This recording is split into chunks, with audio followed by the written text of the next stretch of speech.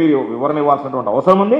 కాబట్టి ఈరోజు మేము మరలా అడుగుతున్నాం, ఉద్యోగాలు ప్రతిభతో ఇచ్చారా లేకపోతే డబ్బులు తీసుకుని ఇచ్చారా అనేటువంటి దాని మీద ఈరోజు అనేక రకాలైనటువంటి అనుమానాలు, వాటిని నివృత్తి చేయాల్సినటువంటి బాధ్యత ఈ ప్రభుత్వం మీద ఉంది. వీటితో పాటు ఈరోజు ఏదైతే నిరుద్యోగ యువత జీవితాలను సర్వనాశనం చేసేటువంటి విధంగా ఈ డిఎస్సి స్కామ్ ఏదైతే ఉందో దీని మీద మీకు దమ్ము ధైర్యం ఉంటే హైకోర్టు సిట్టింగ్ జడ్జి చేతైనా సరే, సిబిఐ చేతైనా సరే విచారణ జరిపించి నష్టపోయినటువంటి ఆ నిరుద్యోగులకు సంబంధించినటువంటి న్యాయం చేసేటువంటి పరిస్థితి ఉందా లేదా అనేటువంటిది స్పష్టంగా చెప్పండి.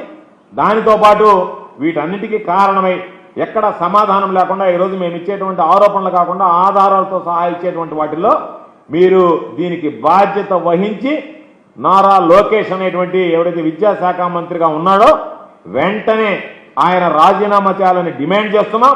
దానితో పాటు దీని మీద సిబిఐ చేత కానీ లేదా సిట్టింగ్ హైకోర్టు జడ్జి చేత కానీ విచారణ జరిపించాలని చెప్పి ఈ ప్రభుత్వాన్ని కోరుతున్నాం.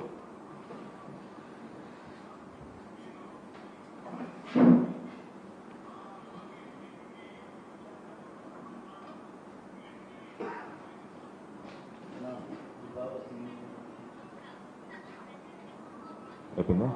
Thank you.